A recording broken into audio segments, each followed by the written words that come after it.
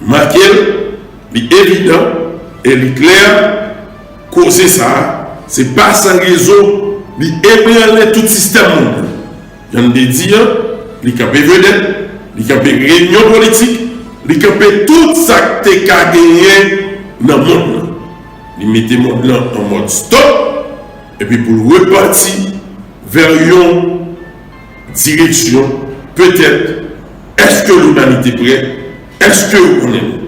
Combien de découvertes scientifiques et technologiques secrètes, il y a des empires qui font, il y a des gens qui ne peuvent même penser que ça. Ils croient en puissance, ils pensent qu'ils en avance. Bien, il y a l'autre puissance qui te met doucement, qui te accepte le rôle usine maintenant. Il y a tout dépotoir la caillou. Depuis que je parle de ça, nous tous connaissons la Chine. Il y a accepté polluer. Ça veut dire que vous avez un instinct pour survivre, pour vivre bien, vous acceptez et d'accord, braver et affronter danger. Vous en ont bel et bien plus que tout peuple sur la tête. Bien, dans le moment que le monde l'a météo, en quarantaine, vous-même, était fait toute agression sur vous, vous n'avez pas de problème, mais à partir de 1949, vous avez commencé par être l'autre jeu. À partir des années 80, il a développé une autre stratégie. Eh bien, journée aujourd'hui, il y a campé un Don Billy, il y a campé l'autre. Il y en a son paquet de bagailles. Il y a ces premiers mondes qui voyaient un satellite quantique dans l'espace, satellite MOSI, dans les années 2016. Et tout de suite après, il y a un grand exploit que nous pensons pour nous considérer. Et à la une de l'actualité, la Chine a lancé mardi avec succès à 1h40 du matin le tout premier satellite de communication quantique au monde du centre de lancement de satellites de Jiuquan dans le nord-ouest du désert de Gobi. Il est surnommé Missus en référence à un philosophe et scientifique chinois du 5e siècle après Jésus-Christ à qui a été attribué le mérite d'avoir effectué la toute première expérience optique de l'histoire de l'humanité. Dans un nuage de fumée, le satellite quantique Quest s'est envolé dans un ciel noir à l'aide de la fusée Longue Marche 2F. Le satellite, d'une masse de plus de 600 kg, fera le tour de la Terre une fois toutes les 90 minutes après qu'il se sera placé dans une orbite héliosynchrone à une altitude de 500 km. Pour sa mission de 2 ans, le satellite Quest a été conçu pour établir une communication quantique qui ne pourra être piratée en transmettant des clés indéchiffrables de l'espace vers la Terre et aussi pour tenter de déchiffrer l'un des phénomènes les plus étranges dans le domaine de la physique quantique, l'intrication quantique. La communication quantique offre apparemment une ultra haute sécurité tandis que le photon quantique peut être séparé ou dupliqué. Il est donc impossible de mettre sur écoute, intercepter ou casser l'encodage. Avec l'aide de ce nouveau satellite, les scientifiques pourront tester la distribution quantique de clés entre le satellite et les stations au sol, ainsi qu'établir des communications sécurisées entre Beijing et Urumqi dans le Xinjiang. Le satellite Quest, comme prévu, va envoyer des photons intriqués dans l'espace et les stations au sol qui sont séparées par une distance de 1200 km dans l'objectif de tester la théorie sur les propriétés d'intrication quantique qui s'étend sur une plus grande distance et la téléportation quantique entre la station au sol Ali qui se trouve au Tibet. Les tests dans le secteur de la technologie et ceux effectués après ont été cherchés dans la fusée et la tour de lancement. Ils ont tous montré que le satellite était en bonne condition. Jusqu'à présent, tous les indicateurs pour le satellite ont atteint le niveau d'exigence en matière de conception. De plus, la condition opérationnelle du satellite est bonne. Maintenant, nous connaissons l'informatique, nous connaissons Internet 4G sous 4G, 5G seulement, mais dans ça, il y a parlé d'informatique quantique, il y a parlé d'ordinateur quantique, et ils font exploit avec question et satellite MOSI, bien une expérimentation de Internet quantique. L'on parlait de ça, c'est comment réaliser une téléportation quantique à grande distance. Auparavant, dans la gestion des réseaux, à chaque endroit, tu peux permettre, il est capable de faire à 200-300 km, mais il n'est pas intercontinental. À partir de satellite Mozi, monsieur Rouillet, en 2016, qui dans orbite nous, monsieur Rivet, réalisé un exploit, côté où est en Chine, et puis à Vienne, l'autre continent, eh bien, nous a fait échange de télécommunications, eh bien, quantique. Ça veut dire que, normalement, nous avons réalisé une téléportation quantique intercontinentale. Ça, c'est nous. La téléportation quantique à grande distance n'est plus histoire de science-fiction. La première vidéoconférence protégée par un cryptage quantique a relié la Chine à l'Autriche grâce au satellite chinois Mozi. Les chercheurs chinois et autrichiens ont organisé vendredi la première téléportation quantique intercontinentale et une séance de communication ultra sécurisée entre Pékin et Vienne, a annoncé l'Académie des sciences de Chine. Nous avons réussi à faire 3 pas vers la création de l'Internet quantique, 1 an après la mise en orbite du satellite Mozi, Micius. Nous avons réussi à transmettre des clés, de codage et de décodage, du satellite sur Terre sur une distance de 1200 km, relier 2 points sur la surface terrestre à la même distance, et mener les premières expériences de téléportation quantique orbitale. Nous avons ainsi amélioré de 20 fois la qualité de communication par rapport aux fibres optiques, a indiqué l'Académie. Les scientifiques chinois ont réuni un réseau de communication quantique terrestre reliant Pékin, Shanghai et plusieurs autres villes chinoises au satellite Mozi. Un autre réseau terrestre a été construit en Autriche. Il relie la capitale Vienne à la ville de Graz, 2 villes abritant des stations de communication quantique spatiale. Les dirigeants des académies des sciences de Chine et d'Autriche, Schulibet et Anton Zellinger, ont tenu la première vidéoconférence via satellite dotée d'une protection sans précédent. Selon l'Académie chinoise des sciences, les chercheurs envisagent d'organiser prochainement d'autres séances de téléportation quantique avec la participation de leurs collègues de Russie, de Singapour, d'Italie et d'Allemagne. Les nouvelles technologies de transmission quantique de données reposent sur le phénomène d'intrication quantique qui consiste à préparer une paire de particules jumelles, le plus souvent des photons, de manière à mêler, intimement, leurs propriétés. Toute modification de l'état de l'une modifiera l'autre de facto, quelle que soit la distance qui les sépare. Ces particules jumelles agissent comme une seule entité, bien que celles-ci soient séparées physiquement.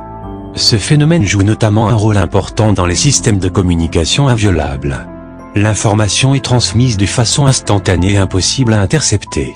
Ces dernières années, les scientifiques russes et leurs collègues d'autres pays ont mis en place des dizaines de systèmes de communication quantique, dont les nœuds peuvent échanger les données à une distance entre 200 ou 300 km.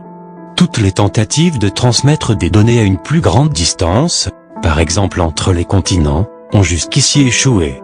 De nombreuses équipes de chercheurs ont alors commencé à étudier la possibilité d'utiliser des satellites pour rétablir ou renforcer la liaison invisible entre les paires de photons. Le satellite chinois Mozi, mis en orbite en août 2016, est le premier engin spatial à communication quantique. Maintenant, pour qui ça le pétrole frappé, est-ce que gagner une autre énergie fossile ressource que nation ça en avance dans l'exploitation? Bien, énergie fossile qui c'est des directions grande puissance et que la Chine nous capable de dire dans le domaine d'exploitation énergie ça en avance. Énergie fossile ça, c'est ça les glace combustible. Glace combustible, bien c'est dans le fond marin où jouer substance ça. Bien dans des petits bouts de l'eau qui gagnent, bien normalement gagne un paquet de particules de méthane, hydrate de méthane, mais qui permettent que normalement le nagio fait exploitation, bien il permet une bonne quantité d'énergie énorme. Constat qui fait que les Américains acceptent et d'accord, gagne énergie pour alimenter le monde à partir de glace combustible pendant 1000 ans. Bien, les plus gagnent des potentialités, les plus gagnent des bagages en perspective là-dedans que pétrole que ouais après un certain nombre de temps réserve a fini. Est-ce que pour pétrole là plein c'est pour rebalancer ces questions ça? Prévision qui était faite, il était faite pour 2030, mais la Chine dans le moment de parler là, il fait une expérience de 60 jours, là absorber et gaz combustible, ressources ça, énergie fossile ça, en bien 60 jours seulement, mettez nous avance de 20 ans d'énergie qui est utilisable et disponible pour eux. L'hydrate de gaz est essentiellement du méthane solidifié, également connu sous le nom de glace combustible. Il est considéré comme une source d'énergie avec un grand potentiel, car un mètre cube de ce matériau a l'équivalent énergétique de plus de 160 mètres cubes de gaz naturel. Mais peu de pays ont la technologie pour libérer cette énergie enterrée profondément sous l'océan. Maintenant, la Chine possède le premier puits d'hydrate de gaz avec un rendement stable. Les opérateurs ont foré des trous dans la couche d'hydrate de gaz à environ 200 mètres au-dessous du fond marin, qui est à une profondeur de 1200 mètres. Depuis le 10 mai, lorsque le puits a commencé à fonctionner, l'équipe a recueilli plus de 120 000 mètres cubes d'hydrate de gaz qualifié de haut niveau de pureté. La réussite de l'exploitation fait de la Chine la principale puissance en matière d'exploitation des hydrates de gaz. Après la révolution des gaz de schiste menée par les États-Unis, il y aura une autre révolution énergétique menée par la Chine qui changera le mode d'utilisation de l'énergie dans le monde. Selon le ministère des Terres et des Ressources, la Chine devrait utiliser de la glace combustible à des fins commerciales d'ici 2030. Elle remplacerait certaines sources d'énergie traditionnelles. La Chine dispose d'une énorme réserve de glace combustible estimée à 100 milliards de tonnes. Au niveau actuel de consommation, il pourrait satisfaire la consommation d'énergie de la Chine pendant près de 200 ans. Une caractéristique de la glace combustible est qu'elle a une forte densité d'énergie. Pour cette raison, de nombreux pays font des recherches sur le terrain et font des essais d'extraction de cette substance. Qui est-ce que c'est ça, vous voyez? Qui ça qui a passé à chaque fois où on en technologie? Vous mettez tout le monde de côté et puis vous entrez peuple. Fierté ça pour qui ça nous pas gagner ici en Haïti, que nous quittons à exploiter nous, eh bien, nous avons bien, même gens, pour question de coronavirus, tout le monde connaît que c'est la France qui va le laboratoire à Wuhan.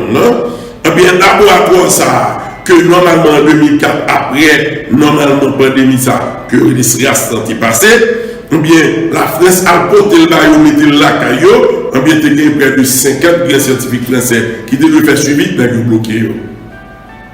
Et des contestations en France, côté que des gens scientifiques qui te dit, monsieur, n'a pas une bombe nucléaire dans la Chine, son bombe énorme que n'a plagué dans la mer. Je voulais vous dire, ou du suspect, ou dit sauve-les, est-ce que son petit pays, j'en ai pris un marché sur Kadhafi, on a marché sur lui? Est-ce que son petit pays, j'en ai marché sur Saddam, on a marché sur lui? Ou a fait diplomatie, lui-même, a alimenté l'autre pays. Pas étonnant, ou est parlé par être en face, ou l'on besoin de tirer pour ça. Pas étonnant, puissance ou t'as veillé, ou te mettons dans le contrôle sur eux pour pas des armes nucléaires, ou est-ce que vous gagnez? Je voulais vous dire. Bien, par garantir le génie n'a que siècle. Après quoi, il faut qu'il se dégénère. Bien, les siècles nous sont passés les États-Unis, ou bien contrôle. Ou bien là sous Pluton. Ou bien là en 1776. Normalement, là, s'il fait sous Pluton, il doit être de 248 l'année. En bien 2020, il faut 244 l'année. 2024, il faut 248 ans pour la boucler. Bien, c'est pas sans raison. La Chine prévoit émancipation et contrôler le monde là par rapport à la bagaille sur le plan technologique en 2025. Pékin est critiqué, admiré, redouté ou les trois à la fois. Le régime politique et économique chinois ne laisse personne indifférent. Certains pointent son dirigisme et sa volonté de tout contrôler et de tout surveiller. Depuis une décennie, surtout depuis que Xi Jinping est au pouvoir, le parti a renforcé de manière spectaculaire son emprise sur l'État, les individus et les entreprises. D'autres préfèrent saluer sa capacité depuis la création de la République populaire il y a 70 ans à avoir fait émerger une classe moyenne et réussi à presque faire disparaître l'extrême pauvreté dans un pays de 1,3 milliard d'habitants. Pékin a en tout cas une qualité que d'autres grandes puissances n'ont pas, la constance. Contrairement à celle de Donald Trump et de Washington, la stratégie économique de la Chine ne se dissèque pas en 140 caractères compulsivement publiés sur Twitter qui, d'un jour à l'autre, disent tout et son contraire. c'est même tout l'inverse. Lorsque l'on veut savoir ce qu'elle va faire, il faut consulter son plan quinquennal, parce que la Chine fait ce qu'elle y dit. Mais il y a un autre plan stratégique, un peu moins connu du grand public, qui mérite une attention particulière. Il est sobrement appelé China 2025. Il a été élaboré par le Premier ministre Li Keqiang en mai 2015 et il a pour vocation de rendre le pays autonome dans de nombreux domaines stratégiques. De quoi s'agit-il ? China 2025 recense 10 secteurs dans lesquels la Chine doit monter en gamme et s'émanciper de sa dépendance envers l'étranger. Tout y passe, technologie de l'information, équipement énergétique, biopharmacie, transport, agriculture, robotique, etc. L'objectif, donc, c'est d'avoir un pendant chinois pour tout, et c'est déjà le cas dans plusieurs domaines. Prenons l'exemple des GAFA. Les Occidentaux ont Google, les Chinois ont Baidu, Apple, Xiaomi, Facebook, Tencent, Amazon, Alibaba. Il y a aussi Huawei, mais c'est un peu plus compliqué. Au cœur de la bataille technologique sino-américaine, Huawei est un mélange de Apple et Google pour les téléphones et les systèmes d'exploitation pour smartphones, et de Ericsson pour la construction des réseaux mobiles. Dans un autre domaine, Pékin a même son propre Hyperloop, le train supersonique développé par les équipes d'Elon Musk. Il n'a pas de nom, mais le projet est géré par la société d'État en charge du ferroviaire CRRC. 600 km/h, 900, 1500 km/h, sera-t-il plus rapide que Hyperloop et surtout sera-t-il plus vite sur les rails ? Les informations au sujet de ce train sont peu claires, mais il y a une certitude, pour lui comme pour tous les autres projets, la Chine ne veut dépendre de personne. Hors de la Chine, ce chemin vers l'indépendance dérange, parce que la domination américaine est mise à mal et parce que l'Europe a pris un retard considérable dans cette course à l'armement stratégique. Mais surtout, Pékin énerve parce qu'elle crée ses champions à l'abri de ses frontières. D'un côté, elle accède aux connaissances en Europe, aux États-Unis, au Japon et partout ailleurs, mais de l'autre, elle verrouille son propre marché. En Occident, ce manque de réciprocité n'est plus accepté. Il l'était quand la Chine était encore un pays émergent, mais elle est aujourd'hui la deuxième puissance économique mondiale. Que ces critiques soient justifiées ou non, Pékin semble s'en moquer. Malgré ses obstacles et ses ennemis, la Chine avance en sachant exactement où elle veut se trouver en 2025. 2025, question informatique dans le monde là, vous voulez contrôler. 2025, intelligence artificielle, faut que vous contrôlez. Il y a des programmes, il y a parti. Dans le moment ça, en novembre, nous avons un phénomène astrologique qui a passé. C'est que la planète Pluton qui a fait des cas dans ce signe qui est le signe du Capricorne, qui gère l'économie, qui a ébranlé là, et qui a permis avant même Pluton quitter le signe Capricorne. Il y a toute une série de modifications, plutôt c'est la remise en question du système économique mondial actuel qui va régénérer et partir sur l'autre base. Les mystiques, les Illuminati, nous connaissons qui ça ne va pas faire pour une partie de mondialisation. Est-ce que nous derrière la Chine, est-ce que nos sentiments d'appartenance ou gagner une question de souveraineté vraie? Est-ce que ce n'est pas avantage nous de chercher par rapport à un ensemble de systèmes? Parce que dès que nous sommes milliardaires, réellement libéralistes économiques, nous n'avons pas besoin encore. Est-ce que c'est pour le pouvoir totalitaire qui vous permet de nous contrôler tout le monde? Est-ce qu'à moyen économique nous gagnons, nous découvrons, nous marcher vers l'immortalité? Je parle surtout à monsieur Silicon Valley, Mark Zuckerberg. On va faire ce pour chaque matin, ou pas mourir, parce que croyance pas, monde qui connaît ça, ok, le transhumanisme, allez, faire recherche sur Google, tapez le transhumanisme. Transhumanisme, normalement, sont l'ensemble de nègres qui croient au courant, côté que l'homme qui a modifié, et qui croient dans alliance, une série de technologies telles que nanotechnologie, telles que intelligence artificielle, numérique, et nous avons dans ensemble de technologies, ça on met ensemble, nous sommes capables de réaliser ça, c'est pas pour mettre l'homme ou pas mourir sous manger fille défendue. Est-ce que sa Bible dit fille défendue sont historiens ou est-ce que le monde a cours de manger fille défendue? Fille défendue défendu qui ça représentait, on appelait l'ordre de la science du bien et du mal. Maintenant, l'intelligence artificielle connectée avec l'humanité a baillé tout le monde une intelligence qui ouvrit. Jean-F. dit, ouais, à blanc, ouvrir intelligence. Est-ce que connexion nous toutes pas permettre que l'humanité en minorité n'a pas besoin de traiter, ils ont toutes nos capacités, nous sommes capables d'intellectuels, nos capacités de vision qui mettent au stade de Dieu, rien transhumaniste pour créer ça l'homme augmenté, c'est-à-dire mettre en connexion entre la machine et l'homme et permettre que on puisse vivre des milliers d'années. Jean, on va si monsieur Google Yokwell, si monsieur Amazon j'ai réuni dans Silicon Valley, il y a donné.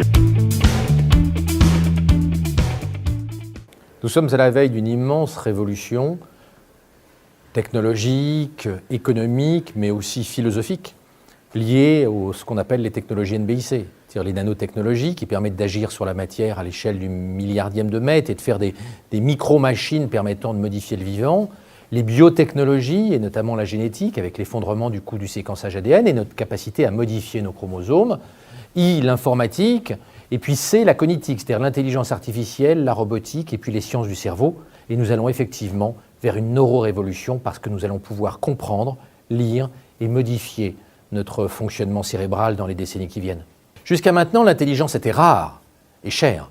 Pour former un ingénieur, il faut 30 ans, et c'est aléatoire. Avec l'intelligence artificielle, nous allons avoir une énorme quantité d'intelligence gratuite que l'on peut copier-coller avec une clé USB et qui vont progressivement concurrencer de plus en plus de métiers. On le voit avec les chauffeurs routiers et les chauffeurs de taxi qui vont être concurrencés par les voitures qui se conduisent seules, les self-driving cars. On va le voir avec la radiologie, qui est un métier théoriquement à haute qualification, mais qui va être dépassé par l'intelligence artificielle.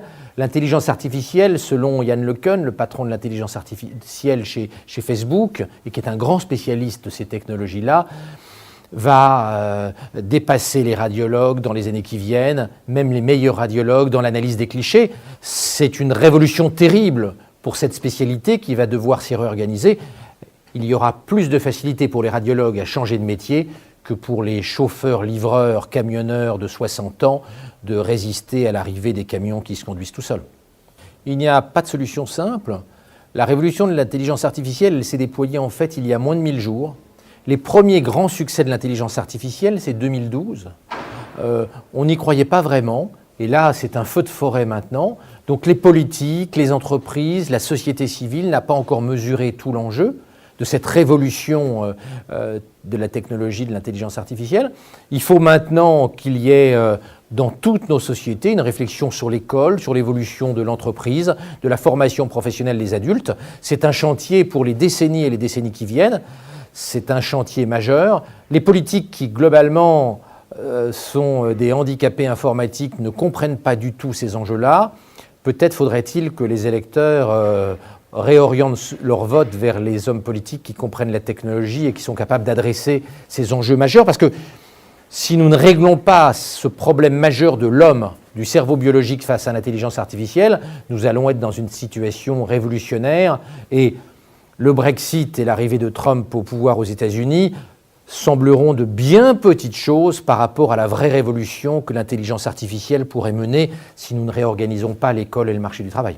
Eh bien, il faut trouver ces nouvelles tâches. Elles n'existent pas aujourd'hui. C'est-à-dire des tâches où nous allons être non pas substitués par l'intelligence artificielle, mais des tâches où nous allons être complémentaires de l'intelligence artificielle. Il faut, dans les 50, 100 prochaines années, réfléchir inlassablement à la façon de rendre l'homme, de rendre le cerveau biologique complémentaire de l'intelligence artificielle, en sachant que l'immense majorité des métiers actuels, sous leur forme actuelle, vont être détruits par l'intelligence artificielle. Mais ça ne veut pas dire que nous ne pouvons pas créer plein de nouveaux métiers, mais il faut les inventer maintenant. Les hommes politiques, là encore, n'ont pas pris la mesure de cette révolution sociétale. Le marché de l'intelligence artificielle, il y a encore 2-3 ans, on imaginait qu'il allait être le monopole de ce qu'on appelle les GAFA, Google, Apple, Facebook, Amazon, avec Microsoft et IBM. En réalité, on voit apparaître les équivalents des GAFA en Chine. BATX, Baidu, Alibaba, Tencent, Xiaomi. chez Baidu, le niveau en intelligence artificielle est extraordinaire. D'ailleurs, Baidu est en train de développer une voiture qui se conduit toute seule grâce à son expertise en intelligence artificielle. Donc, comme le disait le commissaire européen au numérique, il y a un grand danger en matière de nouvelles technologies et d'intelligence artificielle en particulier, que l'Europe soit prise en sandwich entre la Silicon Valley d'un côté et puis son équivalent chinois. Notre marginalisation sur l'intelligence artificielle est aujourd'hui très importante. Nous avons des chercheurs en intelligence artificielle de haut niveau, mais ils travaillent pour les géants de la Silicon Valley. On voit bien que là, Yann LeCun, qui est un des plus grands spécialistes mondiaux de l'intelligence artificielle, est un salarié de Facebook maintenant. Après 10 ans de Boukala, Boukala est en vie. D'ailleurs, ça t'a toujours étonné. Pourquoi ça n'a pas dit son monde est en vie jusque dans 2030? Ça veut dire que maintenant qu'on est qu'on a pour les 10 ans de terrible. Moi-même qu'on est selon la Kabbale, moi-même qu'on est selon eschatologie et prophétie, mais réellement, on a pris pour 10 ans terrible. 10 ans terrible, ça, son nettoyage qu'on va faire, c'est deux mondes qui plus forts, qui ont prêté, monde qui chaud et monde qui frette, de vous dire doit périr. Ranger comme nous, préparer la conséquence, nous dans la bataille. Ou même quand nous dans la spiritualité, ou dans la bataille, coronavirus pas venir jouer à bord. Nous avons bien compris ça. Et c'est pour ça, moi exhorte tout haïtien pareil. Capteur des émissions, ça, nous avons grande force. Et qui prouver, ils reconnaissent, Illuminati admettent, l'Église catholique connaît. D'ailleurs, ils ont fait toute démarche pour posséder des zones sous terre d'Haïti pour y mettre 5 sièges. Eh bien, nous avons attaqué, nous avons frappé, force obscure en branle, couvrir, force obscure fait question l'église. Coronavirus dans l'église. Coronavirus final l'église. Le coronavirus final l'église chrétienne. Il a attaqué un jour. Qui joue l'église chrétienne réunit plus? Dimanche. Le réunit dimanche, il y a sous vibration solaire à prier. Prière ça, quand vous voulez pas le temps utile, est-ce que vous faites pendant tout dimanche là? Ça veut dire que vos forces de ténèbres, pas absence de réunion pour prier. Jean-Jésus dit là où 2 ou 3 réunions parmi eux, absence de réunion, énergie christique qui t'a manifesté, n'a pas tendance à ralentir et coronavirus pour beaucoup. Allons virus, papa. Allons maladie, papa. Monsieur, faire respect là, monsieur, est tranquille là, il y a des gens qui comprennent nous et nous cassé nous, surtout en Haïti. Parce que Jean-Luc Montagnier dit, soleil qui est en Haïti, il ne va pas parler de Haïti, mais d'où que séquence que vous mettez, qui aime virus mortel, qui aime que augmenter force pouvoir pathogène que le gagne, eh bien, des zones et certaines fréquences et vibrations capables de détruire. Cela signifie que pas oublier depuis dans bagaille nous avons parlé dans la première édition sous question coronavirus, nous avons dit vibration telle Haïti, ils sont bagaille capable. Jusqu'à moment où on pas la voix. Bonne fête, manifestation faite, il y a sorti, Haïti a craché dans la bouche.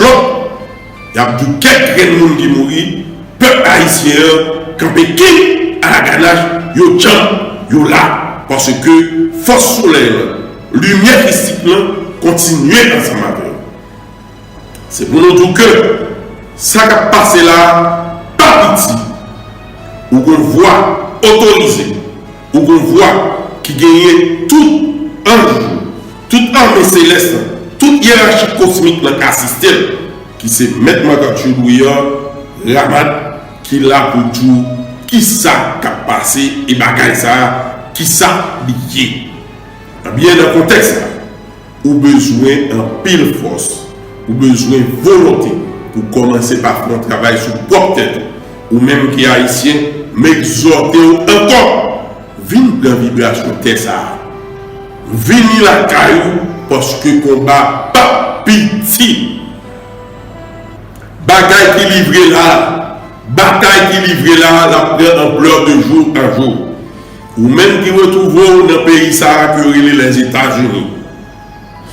Tu vas parler de l'immigration, on va prendre la Caraïbe. Eh bien, demandez grâce pour nous quitter la Caraïbe. Parce que nous parlons de dimension. Pour ça, nous comprenons.